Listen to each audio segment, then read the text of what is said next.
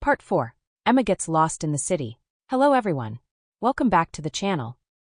I'm so happy you're here today. Today, I have an exciting and valuable story for you. But this is not just a story, it's also a great way to improve your English. By listening to this story, you will practice your listening skills, learn new vocabulary and phrases, improve your pronunciation with shadowing. At the end, we will review some valid words and expressions. So stick around till the end. Are you ready? Let's get started. How to use this video for learning. Before we begin, here's how you can make the most of this video. First, listen to the story carefully and try to understand the general idea. Then play the video again and repeat along with me. I will speak clearly and slowly so you can follow along. Pause the video after each sentence and repeat it out loud. Try to match my pronunciation, intonation, and even emotions. If you do this exercise regularly, you'll see significant improvements in your pronunciation and fluency. Alright, let's begin. Listen carefully and follow along with the story. And don't forget, after the story, we'll go over some valid words and expressions so you can learn and remember them. Emma has been in London for a few days now. She loves the city, the beautiful buildings, the busy streets, and the friendly people. But there's one problem. She doesn't know how to use public transport yet. One morning, she wakes up and decides to visit a famous museum. She looks at her phone and checks the map. The museum is far away, so she needs to take a bus or the underground, also called the tube. She puts on her coat, takes her bag, and steps outside. She sees a bus stop nearby. Should I take the bus? But how do I know which one? She wonders. She checks the bus timetable, but it looks confusing. The numbers and routes don't make sense to her. Just then, she notices an old lady waiting for the bus. Emma took a deep breath and approached her. "Excuse me, how can I get to the British Museum?" The lady smiles warmly. "Oh, you need to take the bus number 14. It will stop near the museum." Emma smiles back. "Thank you so much." Soon, a red double-decker bus arrives. Emma watches as people tap their Oyster cards on a small machine. She quickly follows them and taps her card. The driver nods and Emma feels relieved. She walks upstairs and sits by the window. The bus moves and Emma enjoys the view of London streets, the shops, the parks, and the people walking on the pavement. But suddenly she has a thought. How will I know when to get off? She looks around and sees an electronic screen inside the bus. It shows the next stop. She listens carefully to the announcement. Next stop, British Museum. Emma quickly presses the stop button, and the bus slows down. As she steps off, she looks around and spots it, the British Museum, standing tall and grand. "I did it," she says to herself, feeling proud. With a smile, she walks toward the entrance, ready to explore. After spending a few hours admiring ancient artifacts and learning fascinating history, Emma realizes it's time to head home. Instead of retaking the bus, she decides to try the London Underground. She finds a nearby tube station and steps inside. The entrance is crowded, with people walking quickly in different directions. In front of her, a large map with colorful lines stretches across the wall.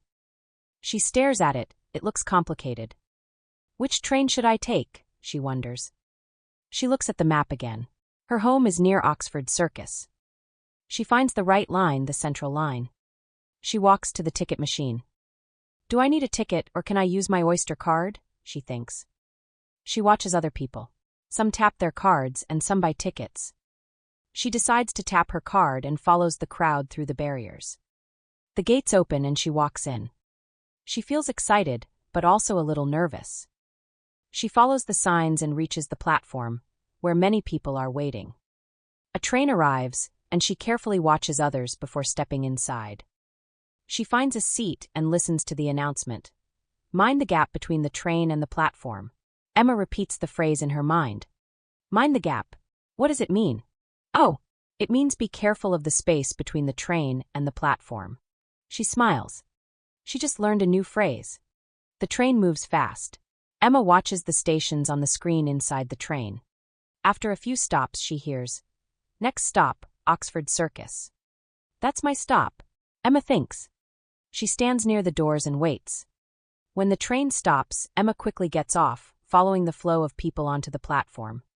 The station is significant, with many signs and multiple exits.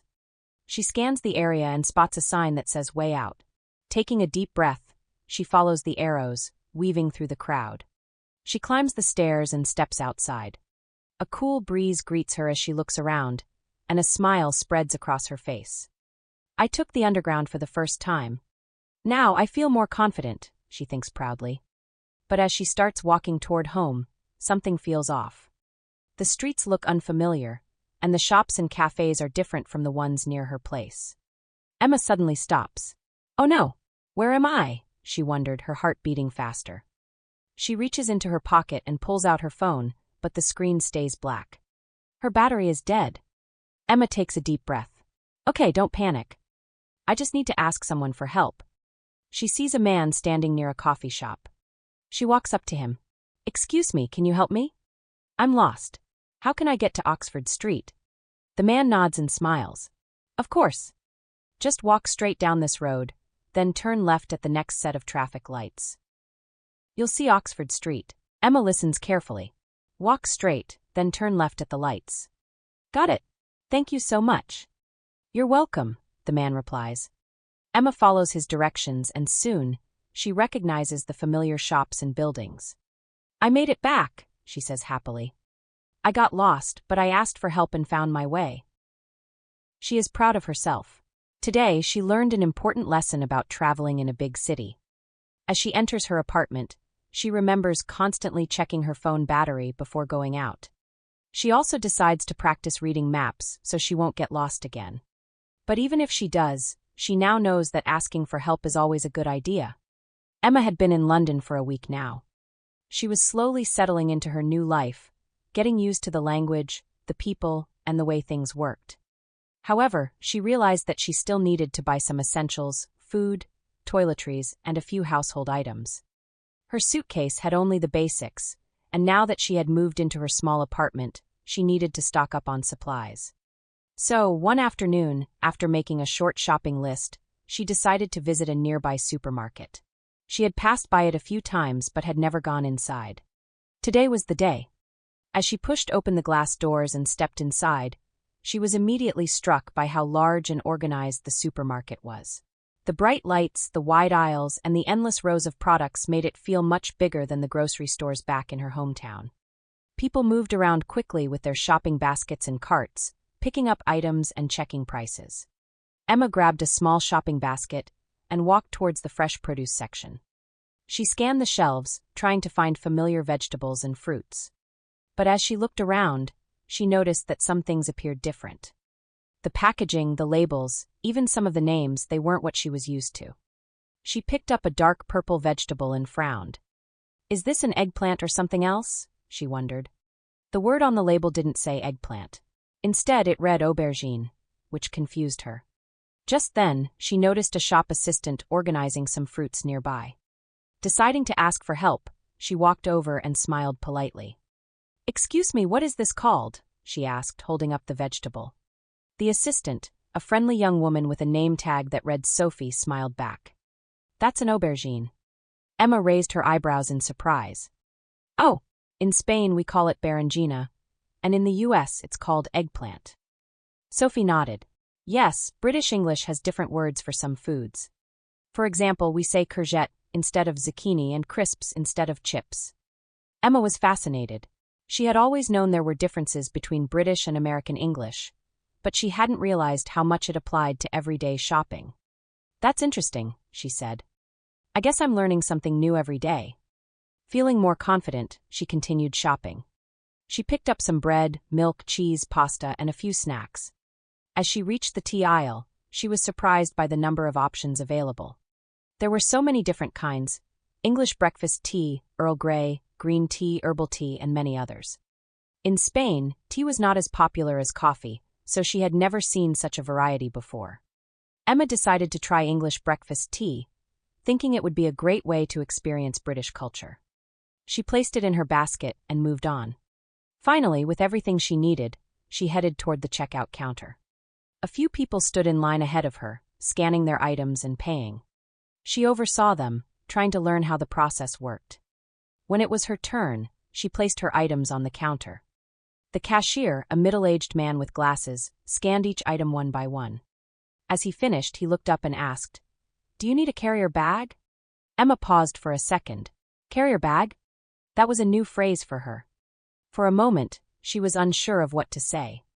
Then she quickly realized it must mean a plastic or paper bag to carry her groceries. She smiled. "Yes, please," she answered confidently.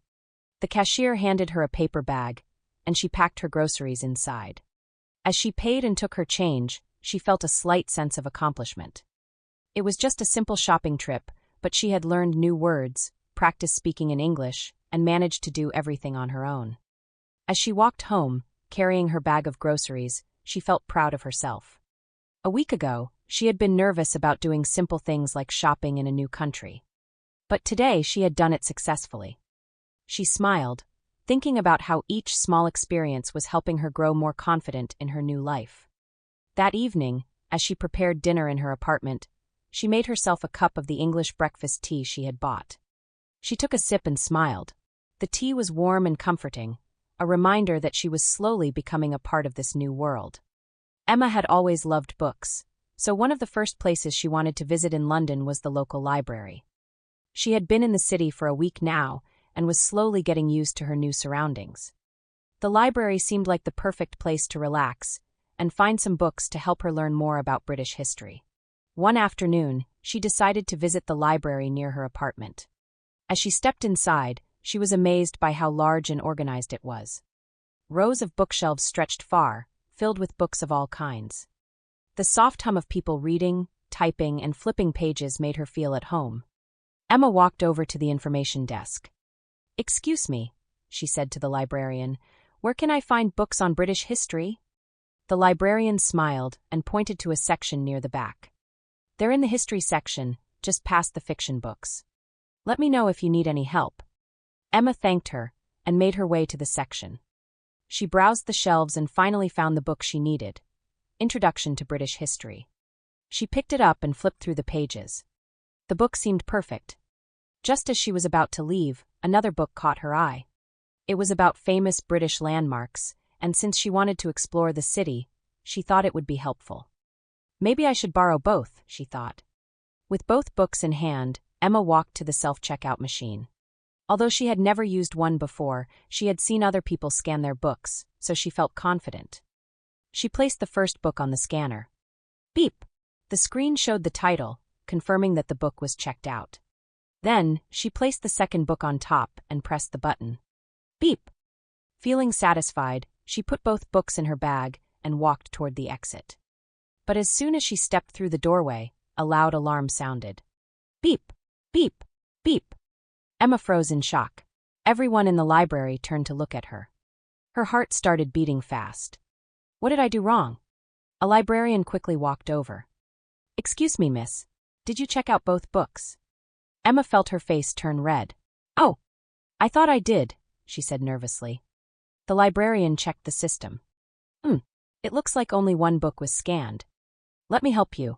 She gently guided Emma back to the self-checkout machine. Emma took out the second book and scanned it again. This time, she waited for the confirmation message on the screen. Beep! Book checked out successfully. The librarian smiled. All done. It happens to many students. Don't worry. Emma let out a sigh of relief. Thank you. I'll be more careful next time. As she left the library, she laughed at herself. Well, that was embarrassing. But at least I learned something new today.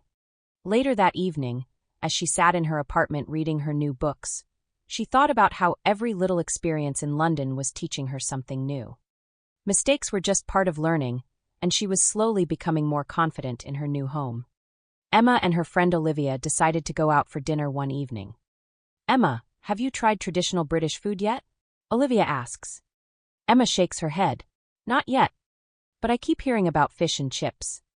Then we must go to the best place in town, Olivia says, smiling. They walk through the busy streets until they reach a small but famous fish and chips shop. The golden glow from the shop's lights makes the place look warm and welcoming. The smell of fried food filled the air, making Emma even hungrier. They step inside and join the short queue. Emma looks around and sees people happily eating at small wooden tables. Some are dipping their chips into mushy peas, while others are adding salt and vinegar to their food. "What should I order?" Emma asks. "A classic fish and chips," Olivia replies. "And don't forget to put some vinegar on it." Emma follows Olivia's advice and orders a plate. When her food arrives, she takes her first bite. The fish is crispy on the outside and soft on the inside, and the chips are thick and delicious. "This is amazing," Emma said, her eyes lighting up with excitement. Olivia laughs. "Told you. Next time, you should try shepherd's pie or bangers and mash." Emma nods. "Yes, I want to try everything." As they enjoy their meal, Emma listens to the conversations around her. She hears different British accents and notices new words and phrases. She smiles to herself, happy that she is learning not just about the food, but also about the culture. That evening, when Emma returns home, she writes in her diary, "Today I ate fish and chips for the first time. The fish was crispy and the chips were delicious. I finally had a real British experience. Next, I want to try shepherd's pie and bangers and mash. I am so excited to explore more British food." A few days later, Emma is sitting in a cozy cafe, studying for her next class. She loves this little cafe because it plays soft music, has a warm atmosphere, and smells of fresh coffee and pastries. As she flips through her notes, she suddenly feels like having a cup of tea. She walks to the counter and looks at the menu. There are many types of tea: Earl Grey, green tea, chamomile, and English breakfast tea. Emma decides to keep it simple. She looks at the waiter and asks, "Can I have a black tea?" The waiter looks confused. "Do you mean English breakfast tea?" Emma pauses. Black tea and English breakfast tea. Aren't they the same? In her country, people say black tea when they mean tea without milk. She hesitates. "Ah, yes." The waiter nods and brings her a cup of hot tea with a small jug of milk on the side. Emma looks at the tea and then at the milk. She takes a sip of the tea before adding the milk. It tastes rich and intense. She realizes something. In the UK, if you ask for black tea, people might think you want tea without milk. But if you wish to have the usual British tea, it's better to ask for tea or English breakfast tea. She laughs at herself and thinks, "Well, now I know." She stirred in a bit of milk and took another sip. It's warm, comforting, and perfect for a study session. As she enjoys her tea, she writes a new note in her diary. "Today, I learned something new about British tea. If you ask for black tea in the UK, people might think you mean tea without milk. But if you want the classic British tea, it's better to ask for English breakfast tea." I love learning about these little cultural differences. Emma smiles, happy about another small but important lesson in her British adventure. Mistakes are just steps toward progress. Keep practicing, stay curious, and enjoy the learning process. See you on Emma's next adventure.